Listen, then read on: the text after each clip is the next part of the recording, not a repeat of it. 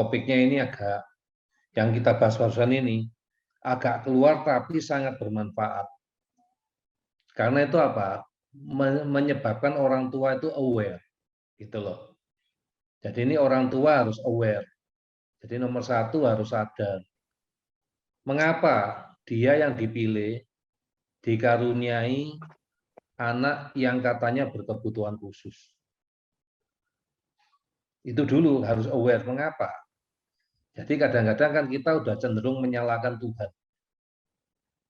Tuhan ini orang no bener itu. Kita lupa kalau Tuhan sedang memberikan kita ujian. Dalam artian ujian ini, dia ingin melihat reaksi kita. Apakah kita akan tetap percaya, ya, apakah kita akan mengkhianati Tuhan, ya, hanya dengan perkara seperti ini, apa kita akan mengingkari Tuhan, ya, dengan hal-hal kayak gini, ya. Dan yang sudah saya dapatkan, Bapak Ibu ya, mengingkari Tuhan saya sudah pernah, Bapak Ibu ya, padahal masalahnya kecil, saya sudah pernah, ya, sampai ibu saya terheran-heran ya, saya menanyakan ke saya ya. Ya, kalau sekarang saya balik ingat peristiwa itu lagi, saya malu, Bapak Ibu. Saya itu dulu yang mengingkari Tuhan itu hanya karena saya setelah keluar dari pekerjaan saya tidak mendapatkan pekerjaan selama 1 bulan itu nggak ada kerjaan, Bapak Ibu. Kayak orang nganggur di rumah, ya sabar, sabar, berdoa, berdoa, tapi tidak dapat pekerjaan, Bapak Ibu. Sampai suatu saat ibu saya telepon, saya disuruh berdoa, dan disitulah saya mulai mempertanyakan Tuhan. Kok katanya Tuhan baik? Saya sudah berdoa. Kok saya tetap nggak dapat kerja? Nah, saya lupa diri, ya padahal saya baru 1 bulan. Di luaran sana, berapa banyak orang yang tidak punya pekerjaan yang lebih lama daripada saya, gitu loh. Ya kan egois ya artinya ya. Ibu saya mengingatkan saya, bulan berikutnya saya dapat pekerjaan, Bapak Ibu. Sekarang Bapak Ibu, di posisi sekarang, bukan sekarang lah ya, beberapa tahun yang lalu lah ya, sebelum pandemi ya. Saya ditawari pekerjaan Bapak Ibu, saya nggak mau Bapak Ibu. Nah, kalau ingat itu saya ketawa. Kok lucu ya? Dulu nyari-nyari pekerjaan, sekarang ditawari nggak mau. Ya lebih baik bekerja sendiri, lebih enak. Nah itulah manusia. Ya. Jadi ya sekarang kayak Bapak Ibu saat ini ya, saat ini kayaknya sedang dalam tanda kutip namanya berjuang. Dan disinilah kita dilatih, ya, terutama dilatih seberapa besar kamu setia kepada Tuhan. Seberapa besar kamu percaya kepada Tuhan.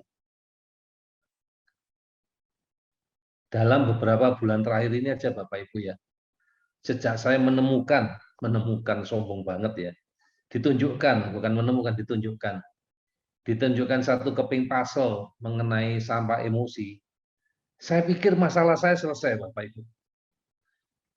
Selesai, ya, seluruh urusan selesai. Ya memang urusan hidup saya selesai. Saya semua dicukupin, apapun yang saya inginkan dikabulkan.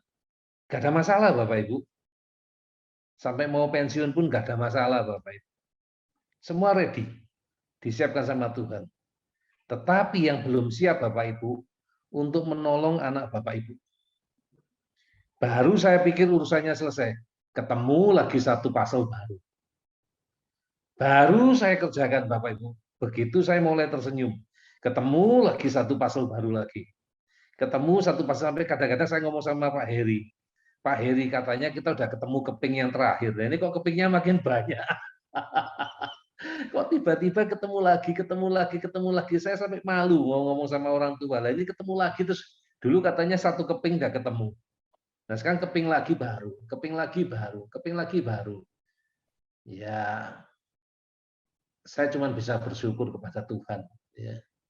Dalam artian terima kasih ya Tuhan dikasih kesempatan, ya, dikasih izin untuk membantu, ya, dengan apa yang saya ketahui, apa yang saya bisa, ya.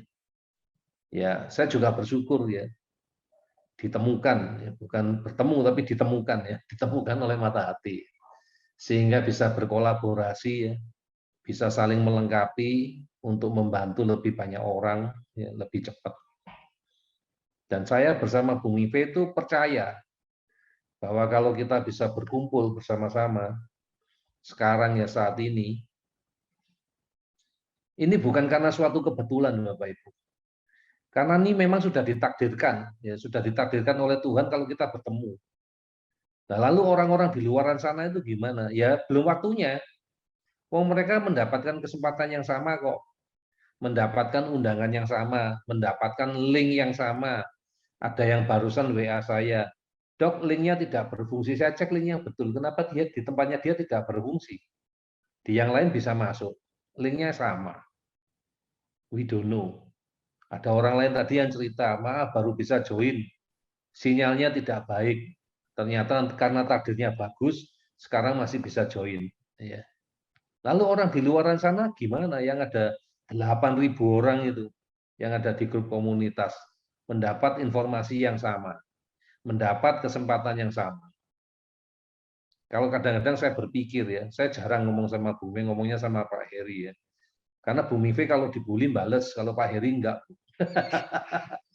Ya, kalau Bu Mive bales kalau dibully, jadi saya nyari yang nggak bisa bales ya, Pak Heri nggak bales. Jadi saya nanya, Pak Heri, kita itu kadang-kadang seperti dibully orang. Saya ngomongnya dibully, kenapa?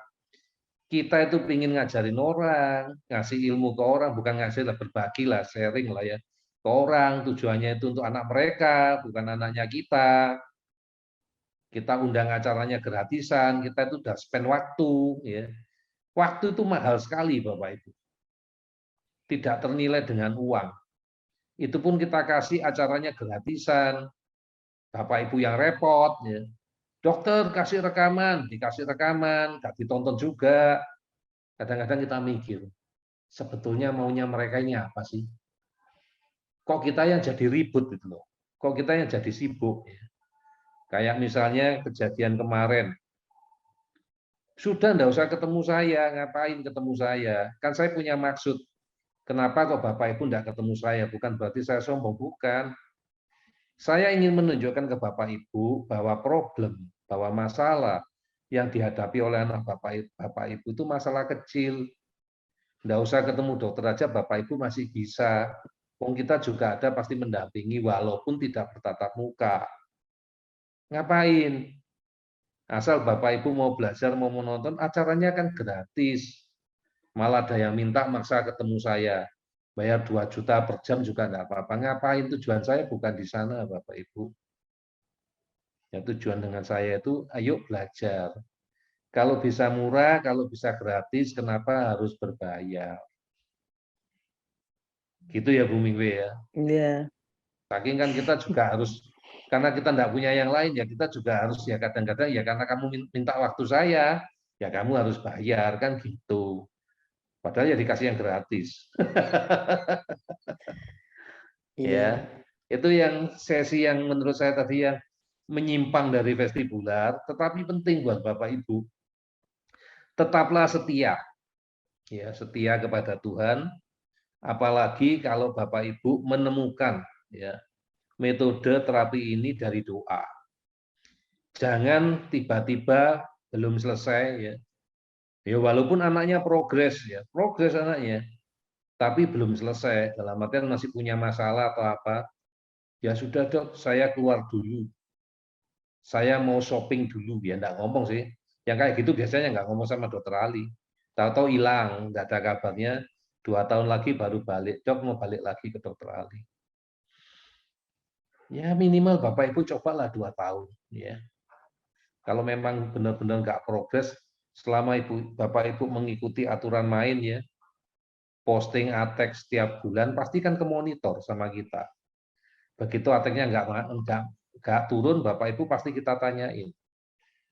Laporannya Bapak Ibu sampaikan, dari situ kan kita pelajari. Tapi kalau Bapak Ibu enggak buat laporan, enggak buat atek, 2 tahun tiba-tiba dokter enggak progres, ya sudah terlambat Bapak Ibu. Oh, enggak pernah ada laporan, kita enggak pernah ada aktivitas. Ya. Itu yang kadang-kadang saya suka ngomong ya, orang-orang tuh maunya apa sih? Kadang-kadang kalau sama Bung Vivi aku ngomongnya gitu. Kita tuh udah bantu, udah diajarin caranya, sudah diusahakan tidak keluar uang, kok susah amat? Apakah harus digalakin ya? Dulu digalakin, ya kayak gini juga, ya akhirnya lama-lama capek, udah biarin lah.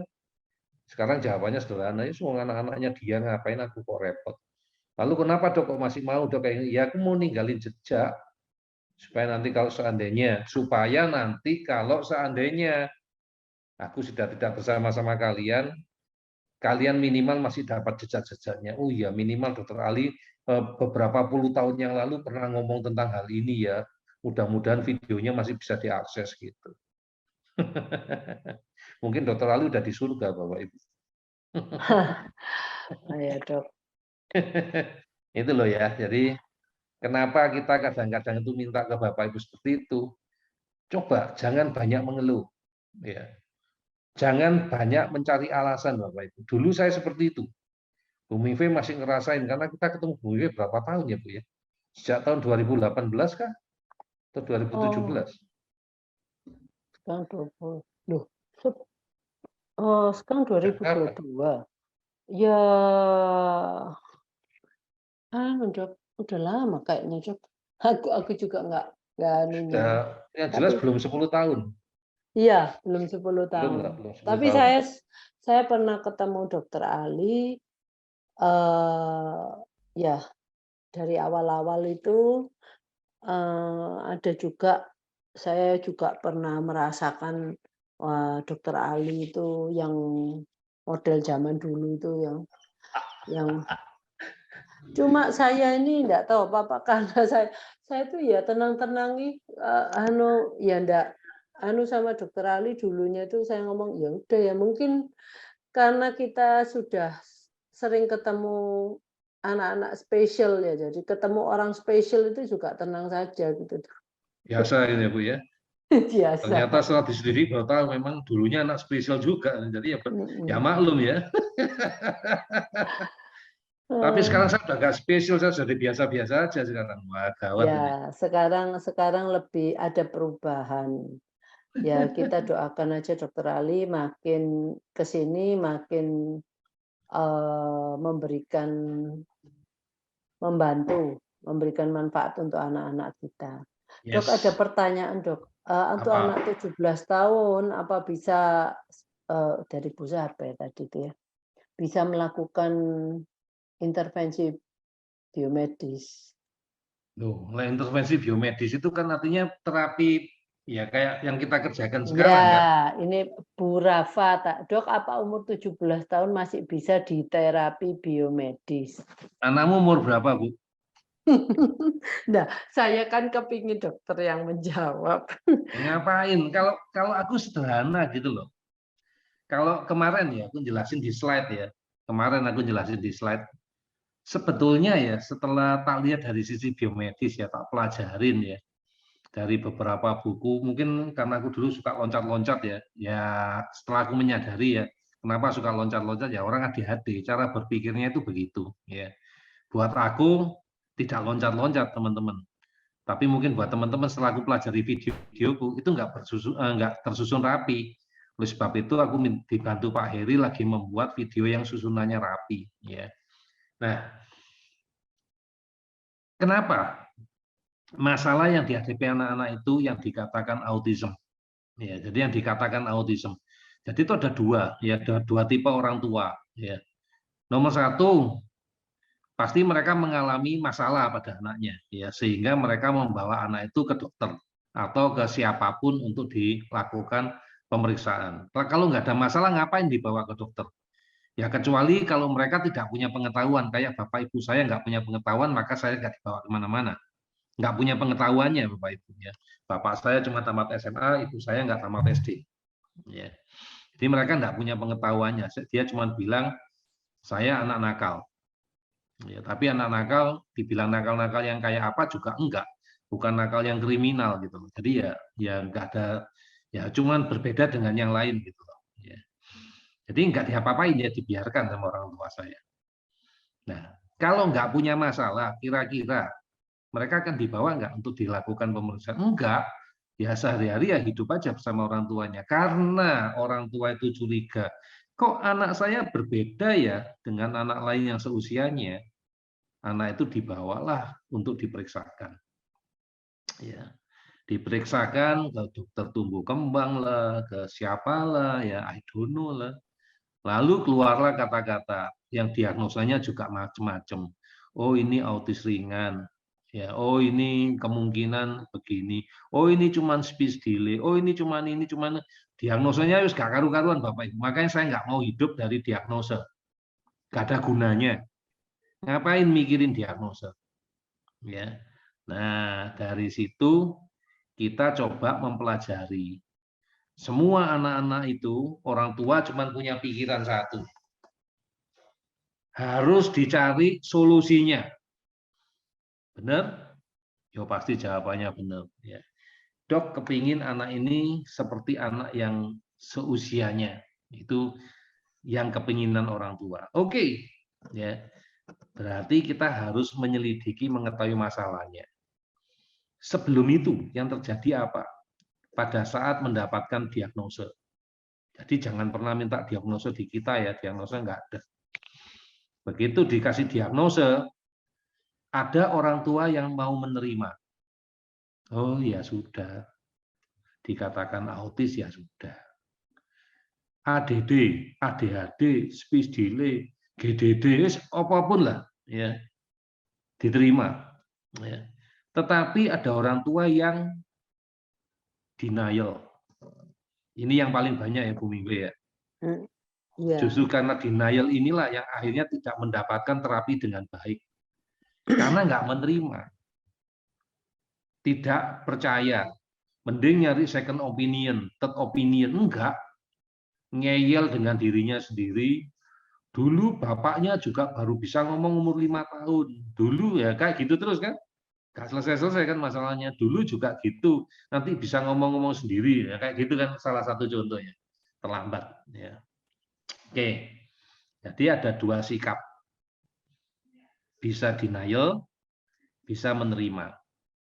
Tapi sama-sama ingin cari solusi.